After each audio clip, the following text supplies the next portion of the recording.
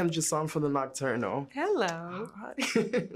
Okay, so I just want to start off by saying congratulations on the series. Thank It's you. so good. Your character isn't, always right, but what the choices are very real. So with that, how did you sit with like the moral, I guess, compass of like those decisions in the series? Very good question. I love how flawed Michelle is, and as an actor, it's not really my job to judge her. It's just my job to justify in my mind and truly dive into the motivations of it. So honestly, through the backstory and building her biography, and I do all these things like I journal as a character and stuff. I'm able to just think like her.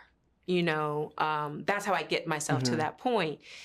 And so I think she's justified in some of these, choices she makes. But what I love so much about Dennis's writing is he wrote Michelle just so complex and full of these contradictions and, these attachment issues. And what I love is she starts off so different than where she goes in the season. And as an actor, that's all you can ask for. Yeah. What drew you to the role? A number of things, being a fan of Dennis for one, and just the opportunity to dive into someone who I think, like any of us, struggles to a degree with being attracted to the very thing that's going to destroy her. I think that's a theme within our show is like, why are we as human beings drawn to these elements, whether it's fire or ambition or a certain unhealthy and toxic relationship? What about it causes us to continue down this path, even though we know it's going to ruin us?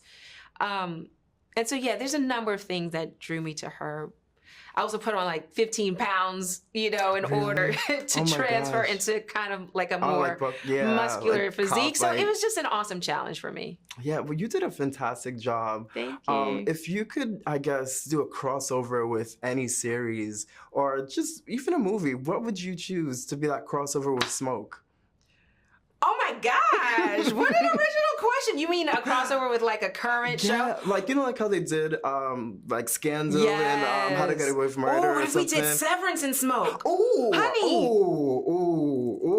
Oh, wait, but the Audi and the Annie, oh wait, that would be really, wow. That would just be, the minds would just, because the Audis are doing criminal activities. I don't even know it. And the detectives and the investigators are... Yeah, I like that. That's something. What do you want, I guess, the audience to take away from seeing this? I mean, that's a great question. Although I would say as an artist, it's really not my job to dictate that. But, I do think that it's a wild ride Dennis Lehane takes us all on. And everyone's wearing a mask. No one is who you think they are, and everyone's capable of anything. Yeah. And so, I think this crime thriller genre is so intriguing to play in. But one thing Dennis does so well is he creates these really complex characters and these interpersonal relationships that I feel like we all can relate to. I first want to start off by asking you, how did you balance charm and danger so well? It's innate, what can I say? I don't know, but it's very, very kind of you to say. It's in the writing. Really, I'm not being like faux humble here. It really is. It's like you can only do what's on the page. And Dennis Lehane, the show's creator, showrunner, brains, genius behind it, was very clear on who he wanted this person to be. And he described him pretty well when we first had a Zoom about him, when he wanted to speak to me about the possibility of playing the part. So I'm really just serving his vision.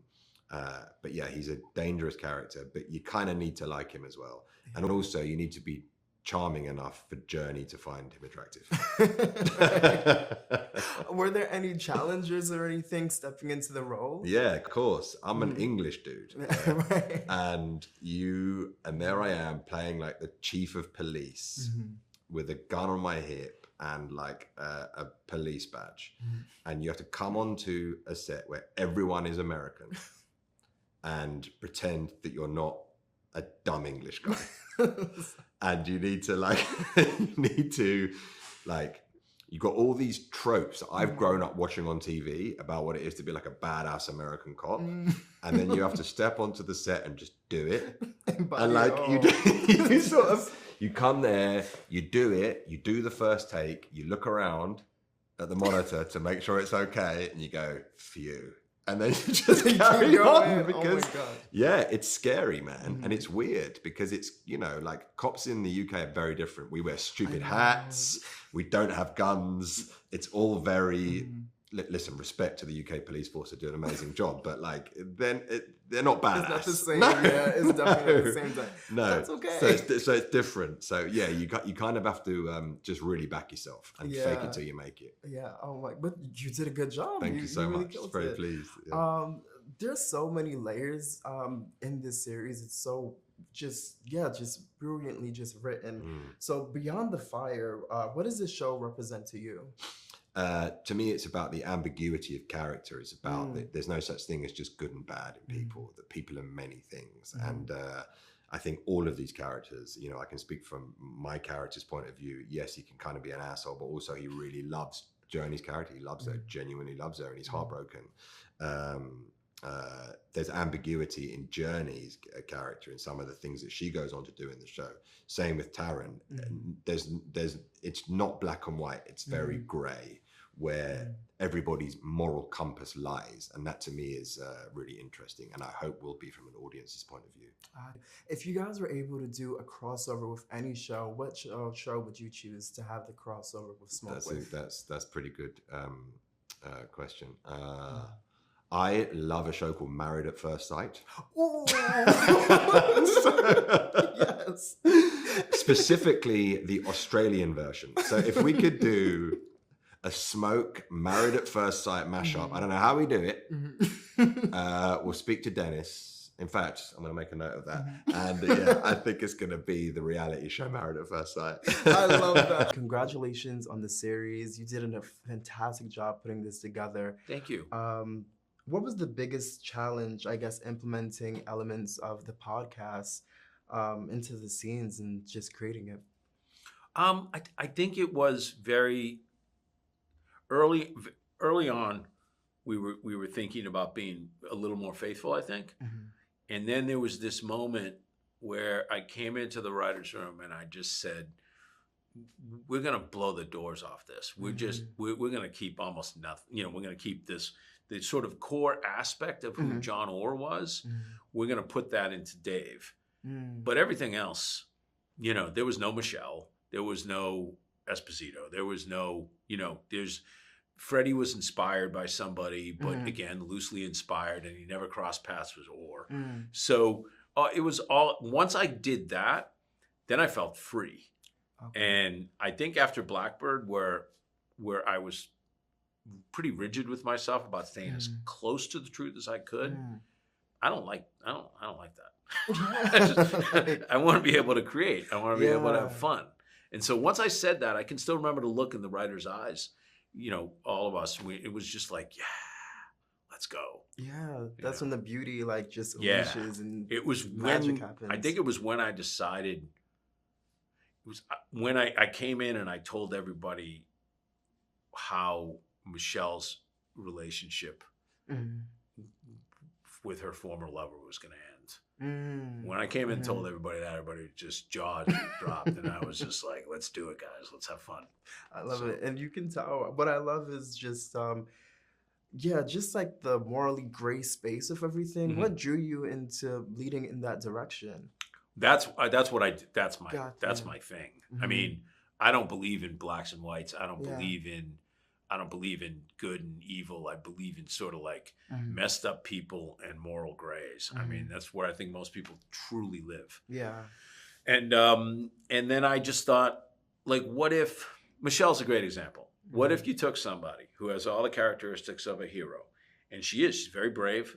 She has a very strong sense of right and wrong. But what if you also added the fact that she's clearly messed up, and she is 100% attracted to things that can kill her, you know?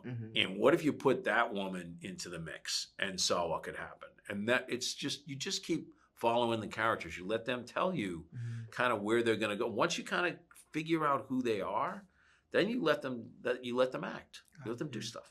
I love that. A line that stood out to me is fire doesn't care who it consumes. It really stuck with me. So with that line, because I believe that was the first episode, what did you want the story, and I guess, what did you want to say about self-destruction by saying that statement?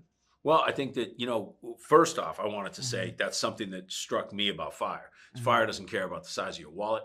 Fire doesn't care what you drive. Fire doesn't care what the size of your gun is. Fire doesn't care about anything. If you're locked in a fire, there's a good chance you're not coming out. And I wanted to look at that and how that would affect the people in the story. Otherwise, I think I think the world, personally, I find the world very random, and I find it filled with people who are lying to themselves. We just spend a lot of time building personas, and then we kind of forget which is real, the person we know we are, or the person we send out to the world. And I wanted to play with that a lot in this story. Your character, I love that. There's a lot going on. There's a lot of complexity. So I want to know, what drew you to your role? Well, the unimaginable. This is this character's gone through the impossible, it seems, and somehow survived, and reaches out for help in the most self-destructive ways. Every step that he takes is almost a cry for help. And Dennis Lehane had mentioned that he felt that Freddie Fasano was the loneliest man on the planet. So that became my window in, the springboard into this world. Yeah. What was it like preparing for this role? That's a great question, because it's hard to imagine what he's gone through, the kind of life he's led, that I just gave up thinking that I could possibly fathom what he's been through. There's no way. And so all I was left with was my imagination. And so I sort of had I gave myself, or Dennis gave me sort of creative license to just play. Because there's no personal experience to draw from. There's no friends who've been through something he's been through. So all I had left was my imagination. And that led us to discover things that we were all surprised by every day. Yeah, that's where the beauty enters, when you're able to play with everything. Your character is pretty quiet, but brings a weight to this world. So what part of this, I guess, world challenged maybe your own sense of what right and wrong looks like? Well, what do you do when you try to get help? And I think we've all been in situations where we want something from someone, and the way we try to get it or engage or ask for it only makes things worse. And he's never learned how to engage and interact. And so I sort of learned that self-destruction is like a vicious cycle that sometimes you can't really get out of. There's a lot of layers. If you could, I guess, merge or have a crossover with any series or even a movie, what show would you want to have that crossover with Smoke? Oh, wow. Well, I just finished filming on Dexter Resurrection. Oh, okay, that would be interesting. Is that that's a nice plug for that. Yeah. But my character on that show is complete polar opposite of this. So it's like an alternate universe, but very similar stories in the sense that we have a professional who on the side is committing the crime, So a lot going on. Yeah. And last question, what deeper message do you hope that the people catch from seeing the series? The deeper connection I'm hoping people is that they find ways to connect with others in non-destructive ways. Because this will show you how to do it in destructive ways. Yeah, Ultimately, the story is about love, loss, and revenge. And if you've ever been in a situation where something you've lost really hurt you, sometimes you snap in ways that makes things worse. Yeah. And so this is a thrilling ride on what happens for a lot of people in that path. Yeah.